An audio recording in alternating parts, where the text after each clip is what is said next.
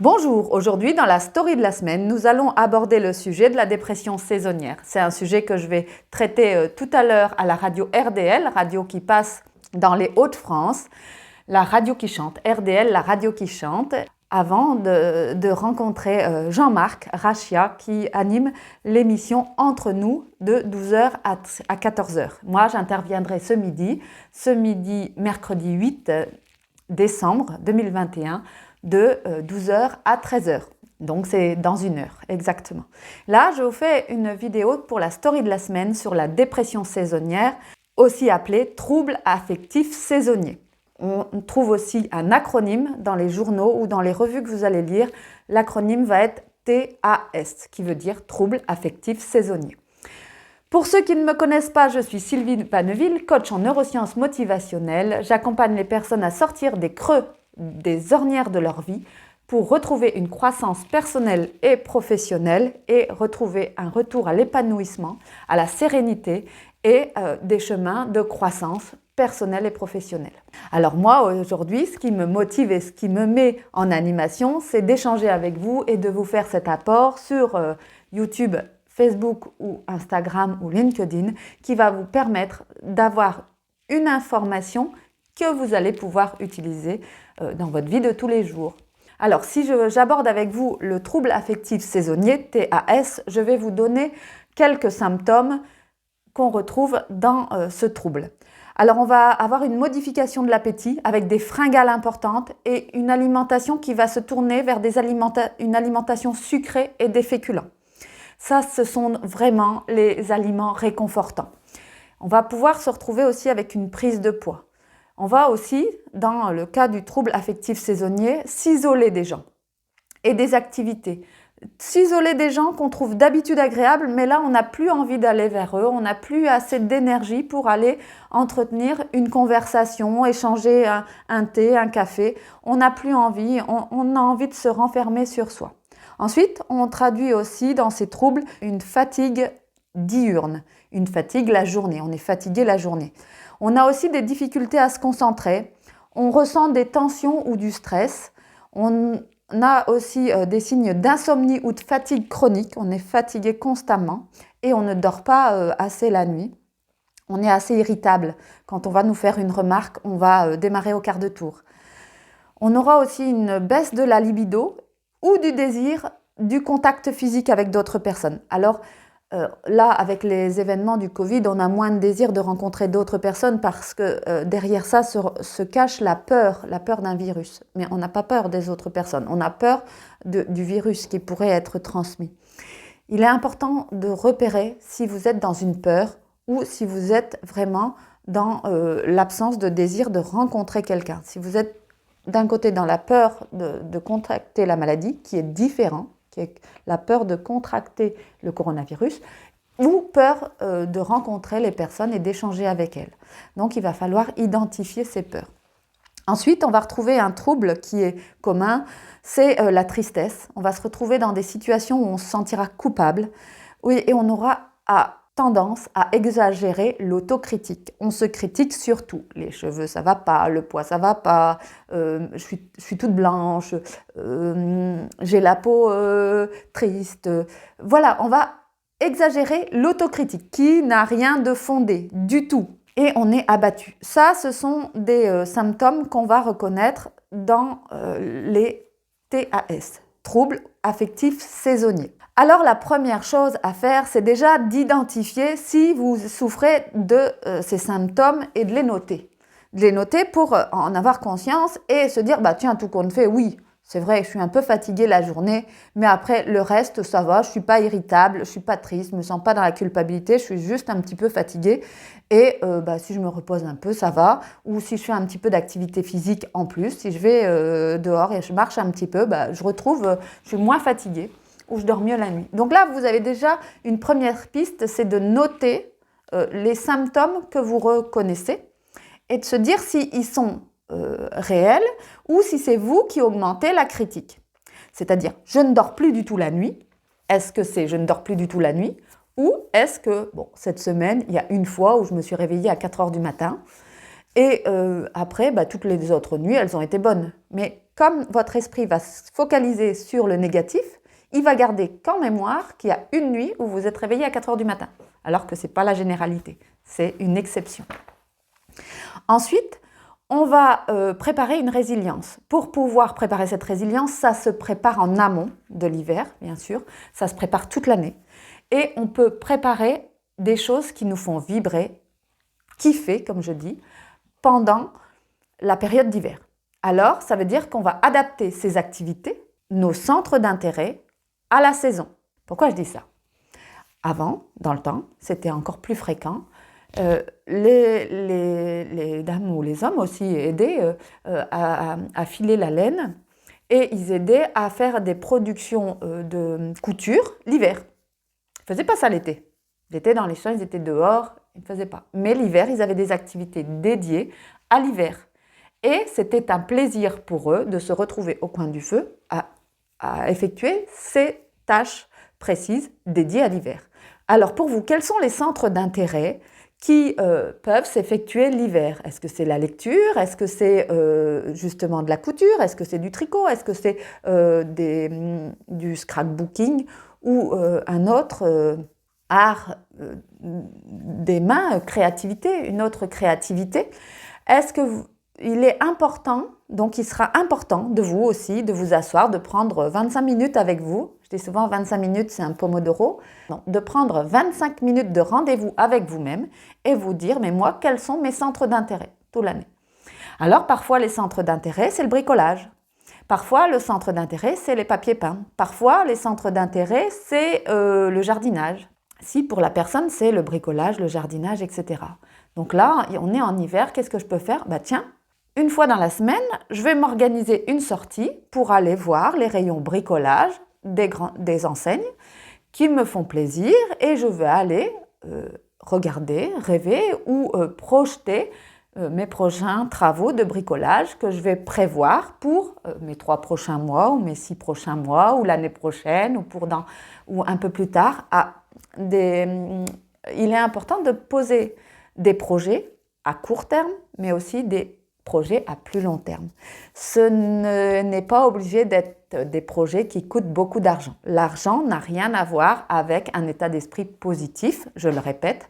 On peut avoir très peu de moyens et avoir un état d'esprit très positif. Et à côté de ça, on peut être très riche et avoir un état d'esprit très négatif et sombrer tous les hivers dans une dépression hivernale.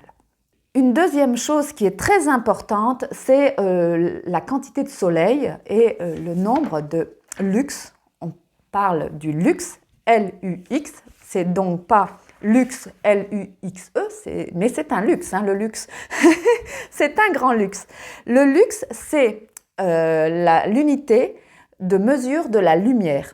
Donc en été, nous sommes à 100 000 lux et en hiver, nous passons à 2000 lux. Vous avez compris que la division par 5 du nombre de lux auquel nous sommes soumis crée le manque d'énergie. Donc, il va être important, là encore, de réfléchir chez vous comment vous pouvez faire pour adapter les endroits où vous serez dans votre maison en hiver pour capter plus ces lux. C'est le luxe. C'est-à-dire, j'ai des personnes que j'accompagne et que je coach, et quand on parle de ça, ils me disent « Mais oui, Sylvie, tu as raison. Je me rends compte que je mange toujours dans ma cuisine, donc l'été, il n'y a pas de souci. Mais l'hiver, elle est sombre, je ne suis pas proche d'une fenêtre. Par contre, j'ai une salle à manger très lumineuse. Et j'en profite pas. » Alors on me dit « Mais… » Et ils réfléchissent et ils disent « Mais ça, je peux apporter un changement, c'est-à-dire que chaque midi, je peux manger à ma table de salle à manger, moi, mon mari, on peut manger à la table de salle à manger, devant la baie vitrée, à la lumière. Ce petit changement fera que, pour l'hiver, je vais pouvoir capter plus de luxe. Il y a aussi le fait d'ouvrir les rideaux. Alors, souvent, les coachés que j'accompagne, qui sont dans leur creux d'ornière, me disent « Mais non, moi, je ne veux pas trop ouvrir les rideaux parce que j'aime pas que les voisins me voient. » Je leur demande « Mais tu préfères être en bonne santé ? En forme, tu ne seras pas nu devant ta baie vitrée. et profiter de la lumière naturelle, ou tu préfères rester dans un état mauvais et négatif et te plaindre et être victime. Et là, ils me disent, mais non, c'est vrai Sylvie, ça ne me change rien, je dois juste prendre un plateau et aller dans ma salle à manger, je déjeune à la lumière du jour et voilà, je profite de la lumière. Et je peux ouvrir mes rideaux.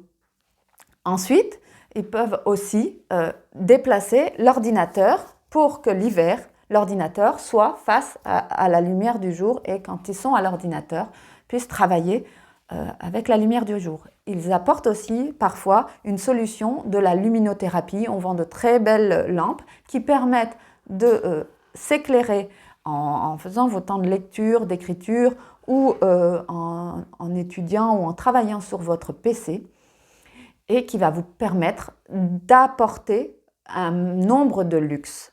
Lux, L-U-X, l'unité de mesure de la lumière. Ensuite, il y a encore une autre chose qu'il est important de faire et de préserver l'hiver. Et on n'a pas envie, on a envie de cocooning, on a envie d'avoir chaud près du feu, on n'a pas forcément envie de sortir. Et là, il sera important de mettre vos baskets, vos chaussures de marche, enfiler le gros manteau et aller dehors 30 minutes, environ 30 minutes, pour quelle que soit la raison. Alors, pour aller dehors, vous n'avez pas besoin d'être coiffé, maquillé, voilà, allez-y comme vous êtes, suivant la pub, une pub que vous connaissez d'un célèbre fast-food, venez comme vous êtes, eh bien, allez marcher comme vous êtes. Vous avez besoin seulement de bonnes chaussettes, des chaussures, couvrez les extrémités, un bonnet, donc voyez si vous n'êtes pas coiffé, si vous n'avez pas de brushing, il n'y a pas de souci. Allez-y, 30 minutes. Alors 30 minutes, c'est un petit tour, c'est tout juste 3 km environ, si on marche à la vitesse de 6 km/h. Alors pour les personnes qui me disent, mais Sylvie, moi j'ai peur de ne pas être en sécurité. Alors vous allez certes sortir aux meilleures heures de la journée, juste après le repas du midi ou juste avant le repas du midi, ou dans la matinée, là où il y a le plus de lumière. N'hésitez pas à mettre quelque chose qui fait que vous allez être en sécurité. Donc mettre quelque chose, ça veut dire d'être visible. Comment on n'est pas en sécurité? Comment on peut ne pas se sentir en sécurité quand on est dans la rue ou dans la campagne comme moi à Norpen? Eh bien, on choisit un impair ou un kawaii, ou chez nous on dit les kawaii, mais rose fuchsia, bleu électrique, jaune, vert, mais quelque chose qui est très très visible. Vous allez être visible des autres et visible de loin.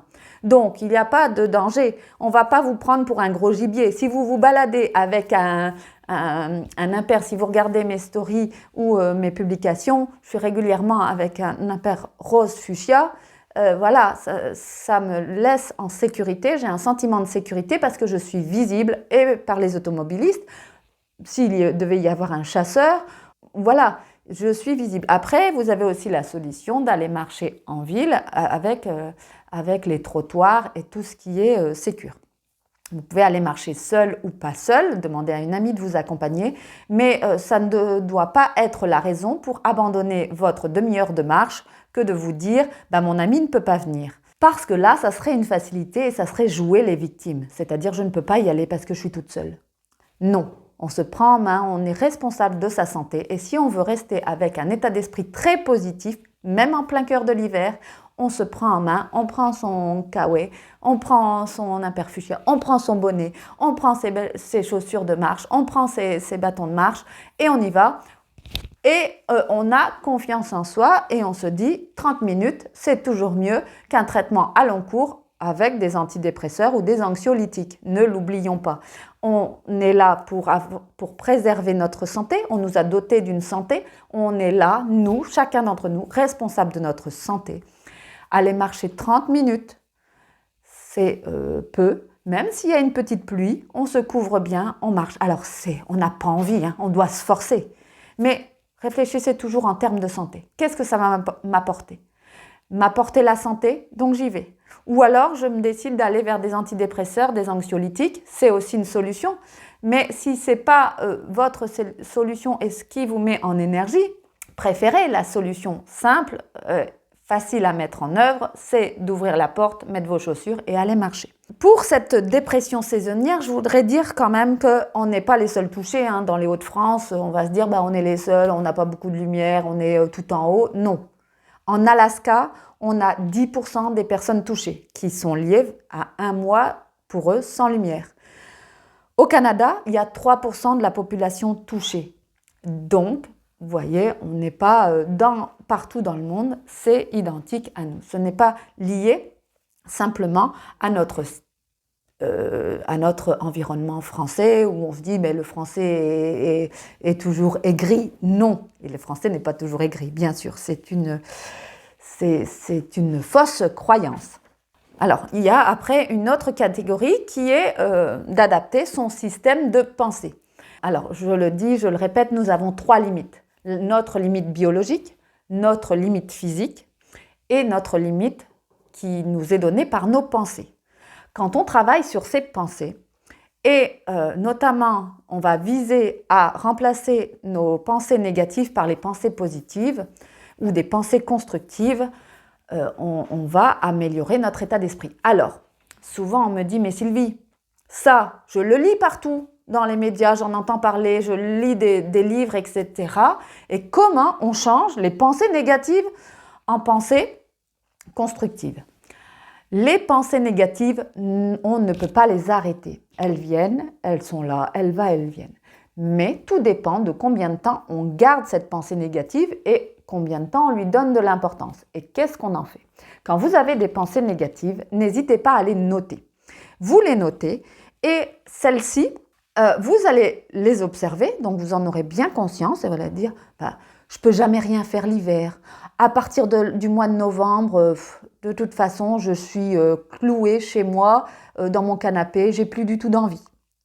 Donc là, vous allez noter la pensée et vous allez la transformer en pensée plus positive. Et vous allez dire, qu'est-ce que je remplace là-dedans?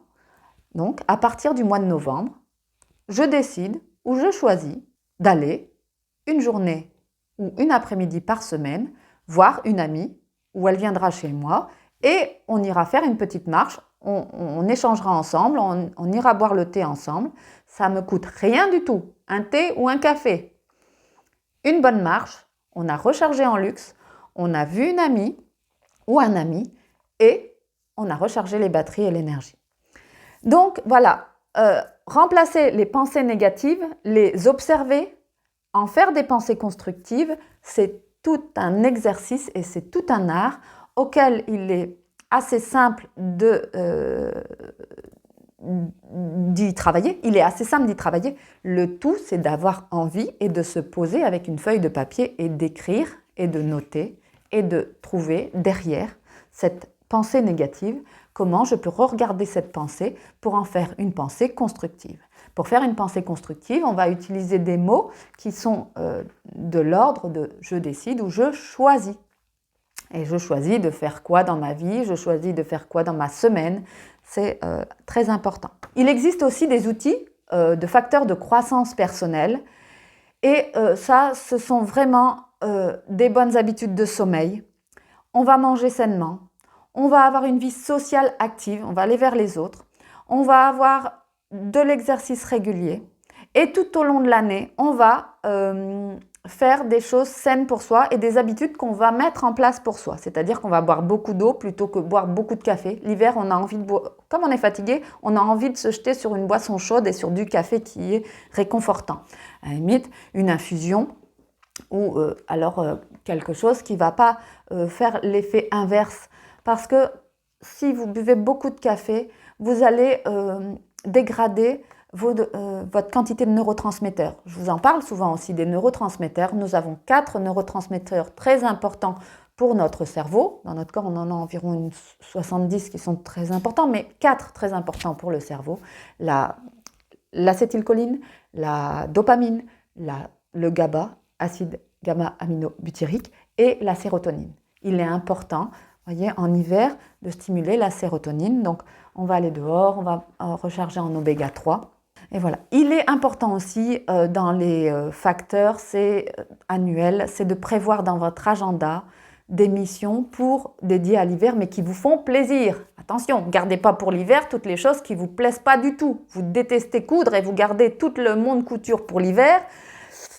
Mettez à côté quelque chose qui vous est digne d'intérêt et qui vous nourrit et qui vous met en joie. Si c'est de la déco de Noël, si c'est de faire de la peinture, si c'est faire des puzzles, si c'est trier vos graines pour votre jardin, je ne sais pas, si c'est de la lecture, si c'est regarder les documentaires de terres inconnues que vous n'avez pas pu regarder dans l'année, si c'est regarder des documentaires sur les danses, la salsa, le rock, voilà, peut-être que c'est des choses qui vont vous nourrir et vous prêter quelque chose de très positif en hiver. C'est à vous de déterminer vos centres d'intérêt et ça relève de votre responsabilité.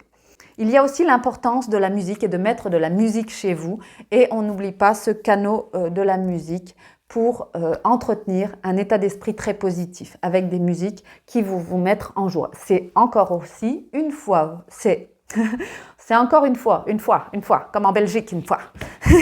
C'est bien vous qui décidez des musiques que vous aimez. Elles seront peut-être pour vous boostantes et pour votre conjoint, vos enfants, pas du tout boostantes. Mais c'est pas grave, vous choisissez vos musiques qui vous font plaisir et qui vous mettent en énergie. Moi, en ce moment, alors, secret, hein, diffusez-la pas partout, mais moi, mon kiff en ce moment, c'est... Alors, les autres années, ce n'était pas du tout ça. Cette année, c'est Herbert Léonard et Amoureux fou, pour le plaisir, Puissance et gloire du téléfilm Château Vallon, si vous vous souvenez, dans les années 80. Donc voilà, ça sera des musiques qui vont me mettre en pleine forme. Il y a aussi Gilbert Montagnier avec Il y a comme une étoile dans ma vie. Voilà. Je ne vais pas me mettre à chanter parce que là, je vais vous gâcher, je vais vous plonger dans une dépression sévère.